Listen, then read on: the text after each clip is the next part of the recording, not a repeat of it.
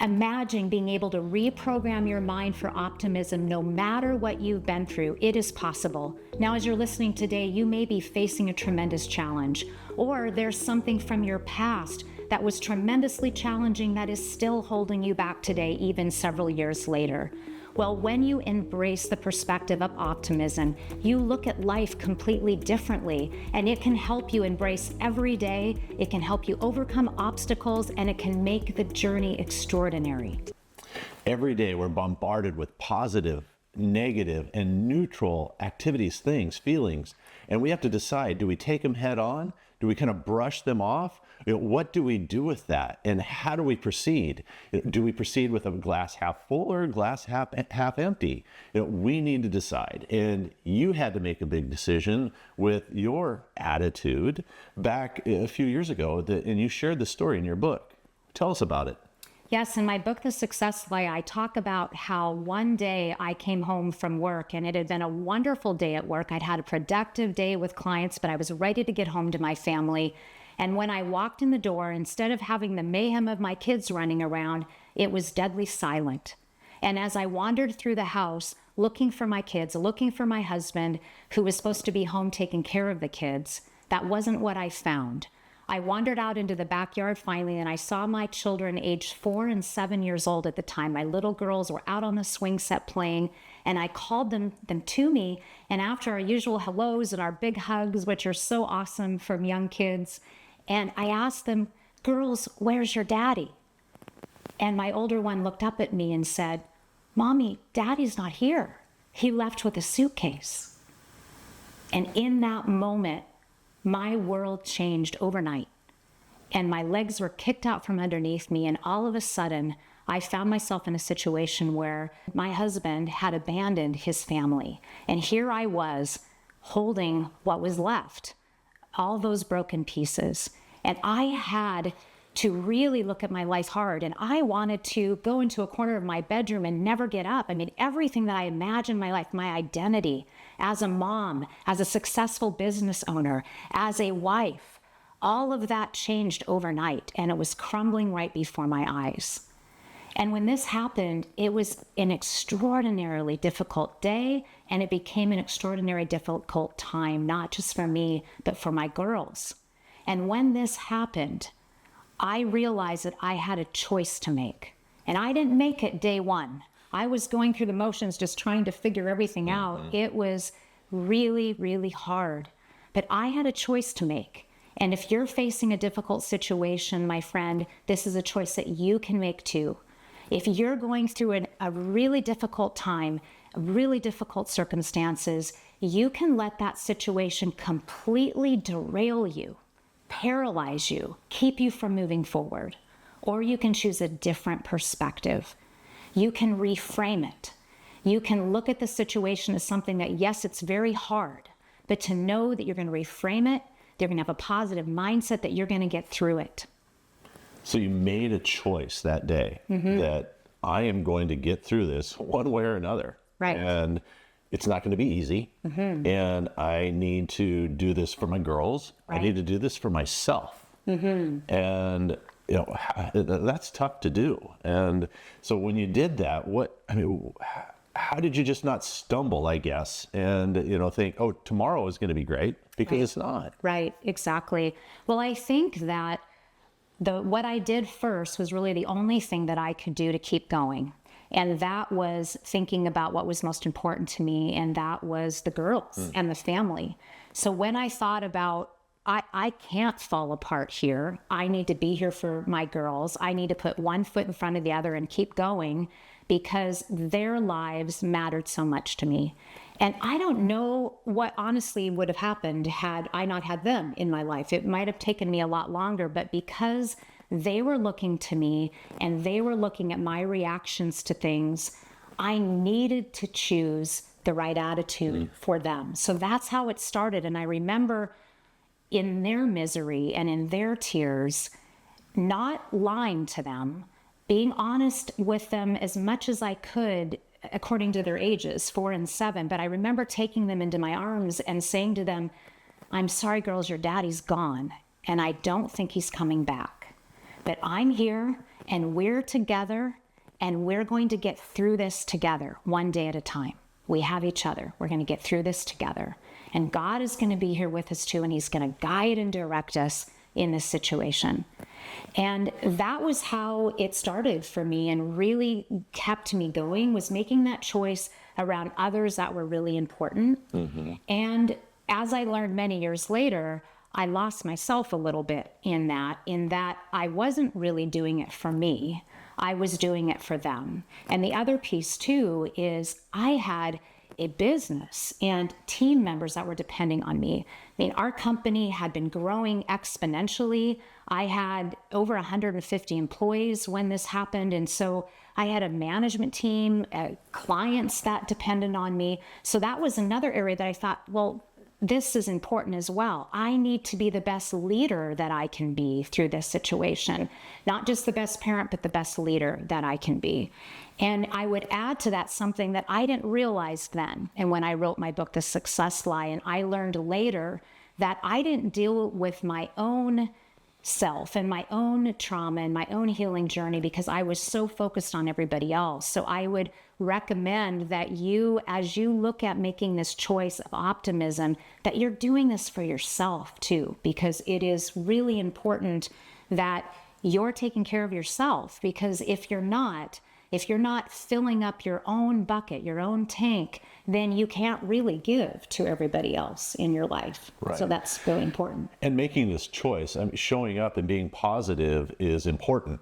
But you also need to acknowledge how hard it is, work on that, work on yourself. And then when you're at, as full strength as you can be in a situation such as that, then you can try and step forward. Yes, and that's so you right. need to do that.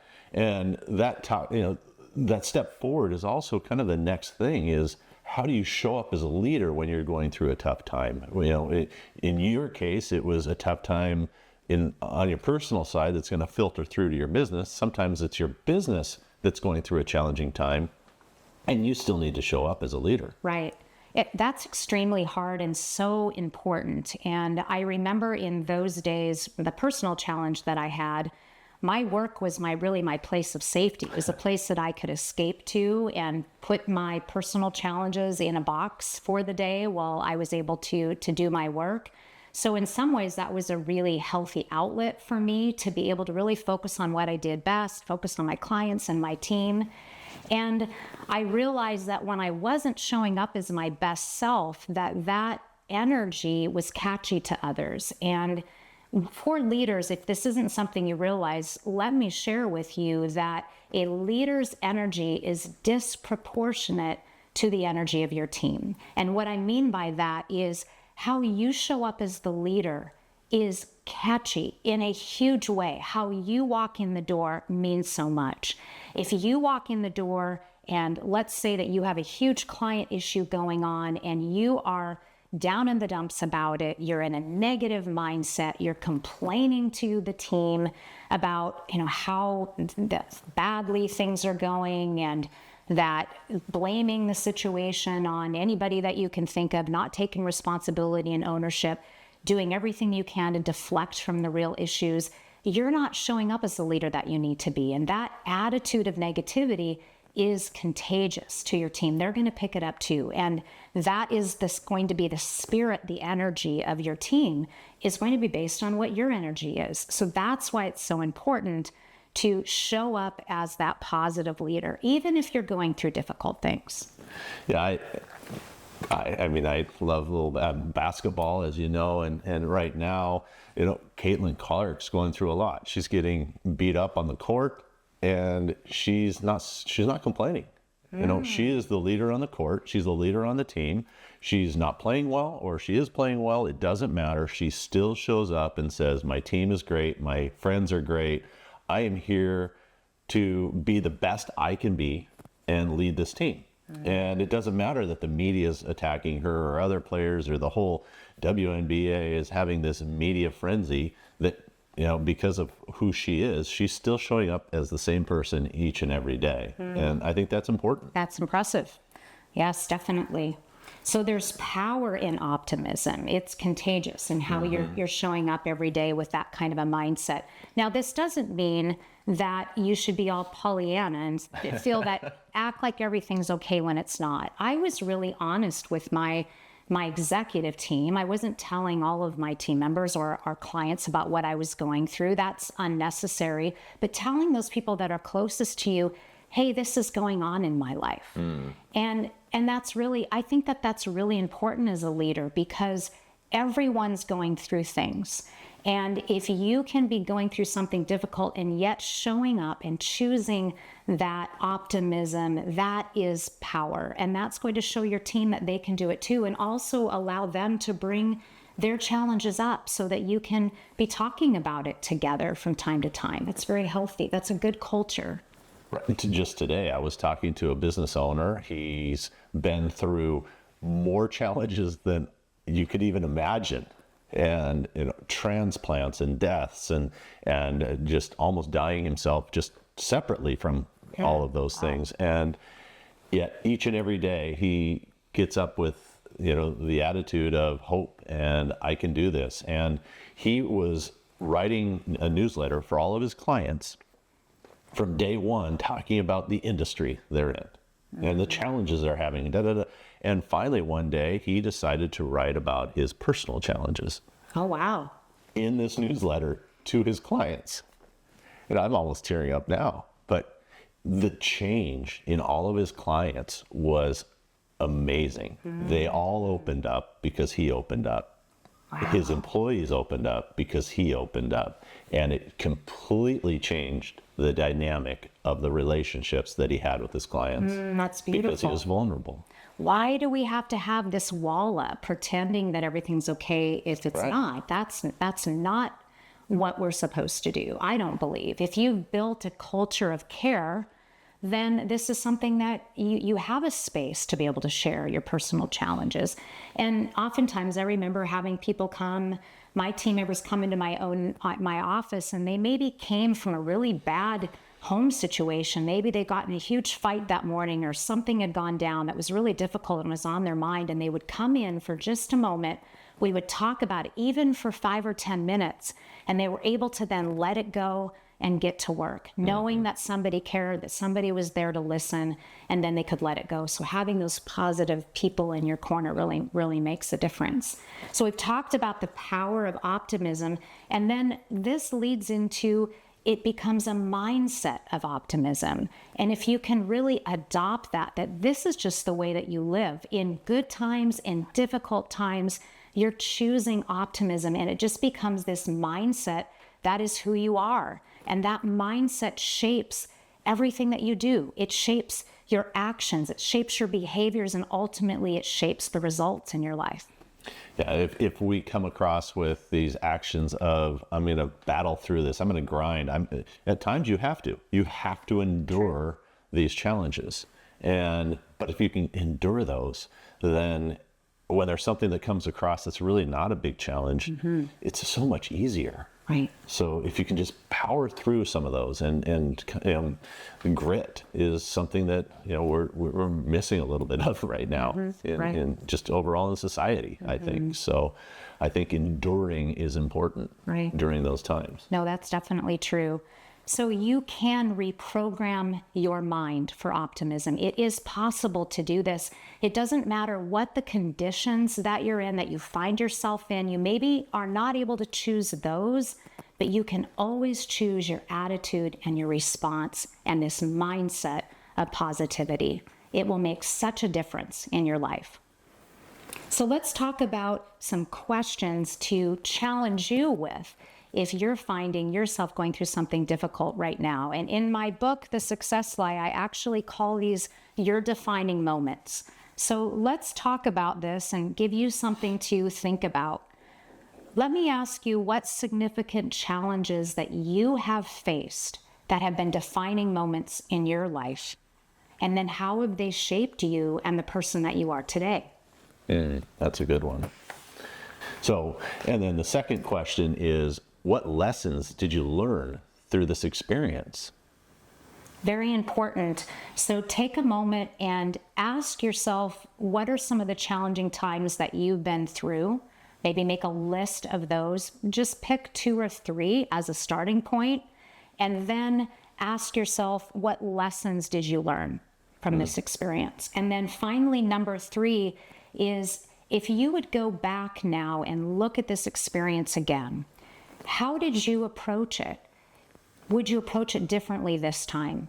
And specifically, I would ask you, did you approach the situation from an optimistic perspective, or did you face it with an attitude that was negative and really going to catastrophizing and worst case scenarios? How did you respond in that situation? What would you do differently the next time? This can be really helpful and growing work to do, because this isn't going to be the last challenge. Right. And if you look at the answers to that final question specifically, you can then take those into the next challenge. How did you respond? Well, maybe you didn't respond appropriately, and next time you can. Or sometimes you responded in anger, and maybe next time you can just respond in frustration. Bring it down a little bit or change it. Right. And progress is more important than perfection here. And I know as we think of our lives and the challenges that we've faced, you're not going to do it perfectly. So this isn't an exercise that you should beat yourself up over. This is something to learn from. And I know in my own life, as I go through challenges, I'll still find times where I go through something really difficult. You'll get one of those surprises that's not a good surprise. And you may start out with a really bad attitude over it. You may be really frustrated. You may be questioning God, why this is happening in your life right now. But you know what I found in my own life? I found in my own life that I'm able to pivot quicker now. I'm able to catch myself and my mindset response. I'm able to catch my body response going into fear or anxiety. And I'm able to recognize that so much faster and then flip that switch and reframe the situation that I'm going into and coming up with that mindset of optimism. That's good. So we first have to make a choice. What is it, and can I deflect it? But always coming at it with, trying to come at it with a positive attitude. Then you come up with, how do you show up? How are you going to show up? How are you going to show up? And then finally is, what action am I going to take? Is that? And choosing that mindset of optimism, no matter what, in what you're doing. And with those tips, you can really reprogram your mind for positive thinking. It is possible.